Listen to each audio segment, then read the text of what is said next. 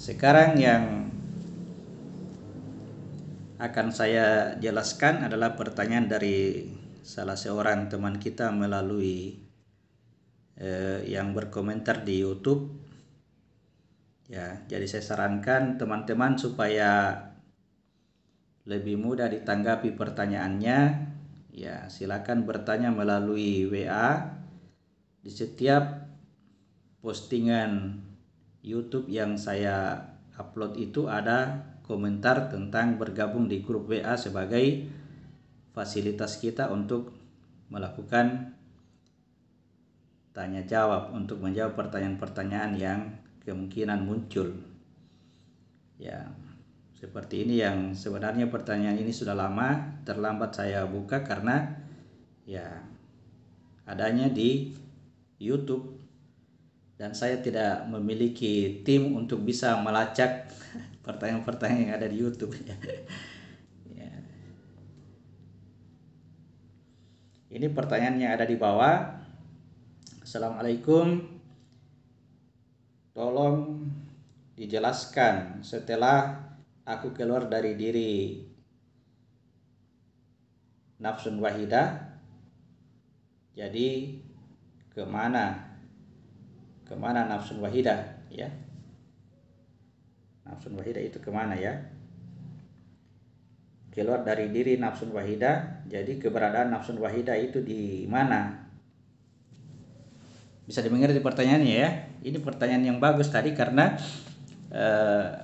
saya jelaskan tadi bahwa setelah aku keluar dari nafsun wahidah, diri yang satu, lalu kemudian pada diri yang satu itu dibuat pasangan, ya. Ya, pertanyaannya adalah ya, setelah aku keluar dari diri yang satu, kemana nafsun wahidah? Ya, bagus, pertanyaan yang bagus, ya.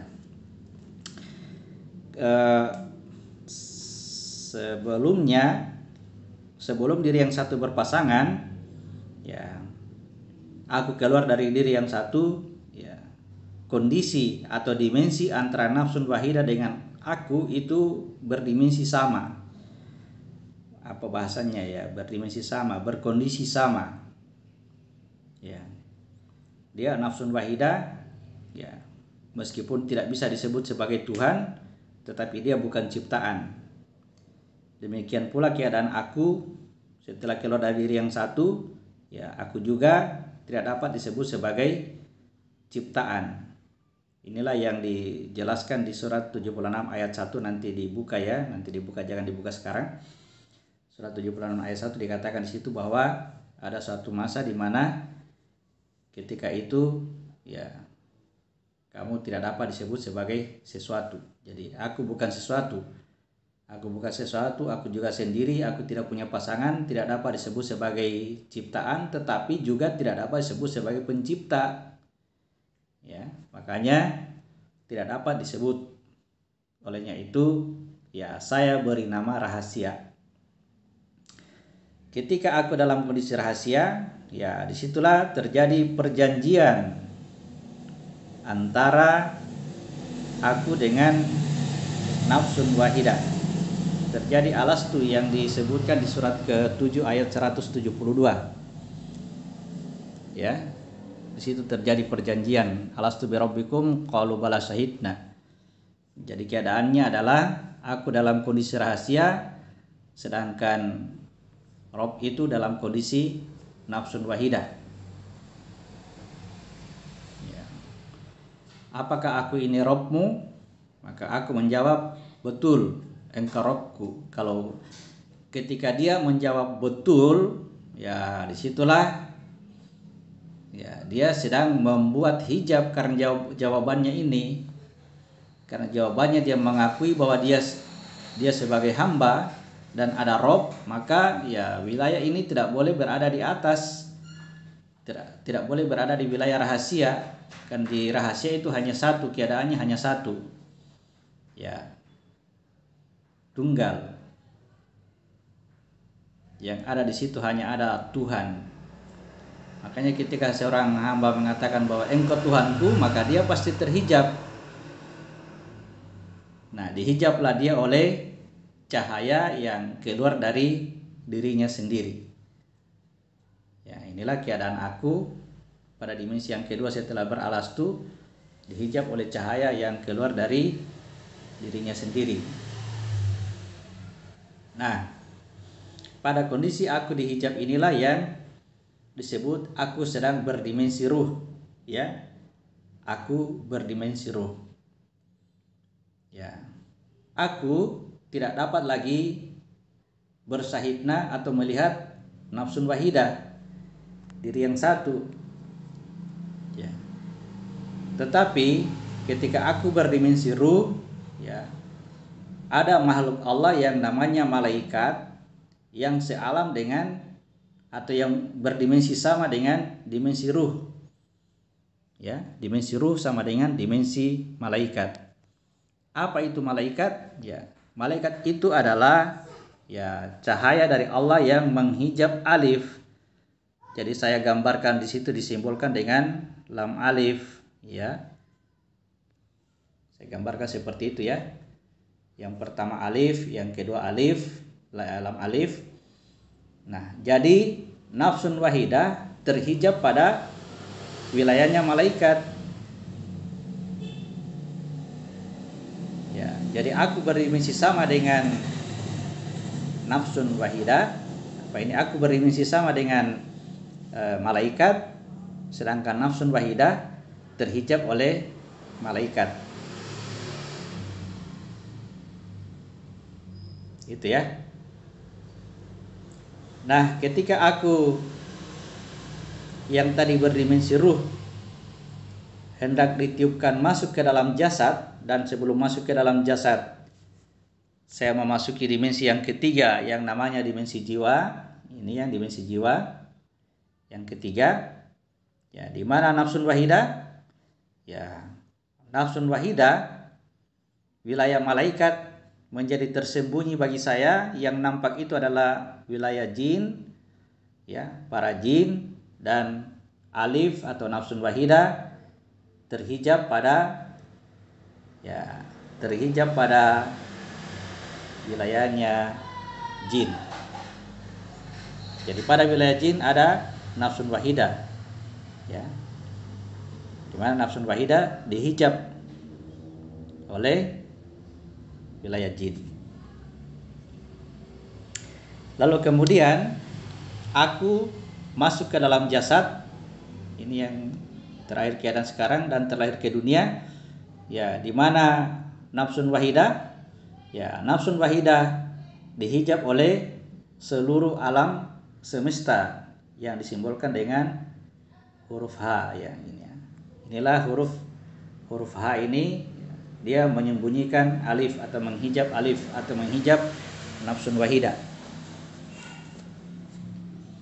Nah, lalu kemudian perhatikan bahwa jasadmu itu tercipta dari alam semesta, ya, tercipta dari alam semesta, maka pada jasadmu itu tersembunyi atau terhijab nafsun wahidah. Ya, olehnya itulah, ya, Allah berkata, ya, inna ma'akum ainama kuntum.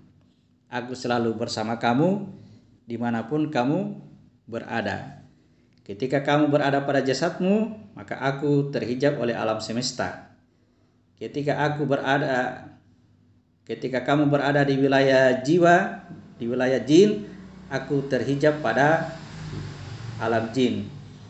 Ketika kamu berada di wilayah ruh, di wilayah malaikat, aku terhijab pada, ya, nafsun wahidah terhijab pada alamnya malaikat.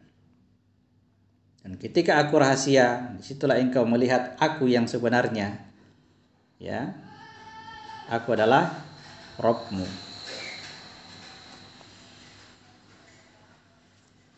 Seandainya dari awal, ya, melepaskan hijab-hijab ini, ya, melepaskan hijab-hijab dari nafsun wahidah, kemudian alamnya malaikat, lalu kemudian alam jin, lalu kemudian alam semesta, ya.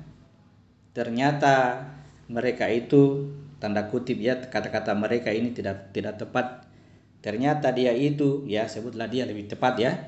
Dia adalah alif lam ha. Ya, alif lam ha. Jadi itulah perjalanan nafsun wahidah sampai ke alam nyata ini. Dia sedang menulis namanya. Ya, namanya adalah alif lam ha. Dan inilah nama yang paling tepat untuk menyatakan siapa itu Rob, siapa itu Malik, siapa itu Ilah. Ya, untuk menyatakan itu nanti setelah datang Muhammad bin Abdullah dalam bahasa Arab, baru nampak sangat jelas simbol-simbol,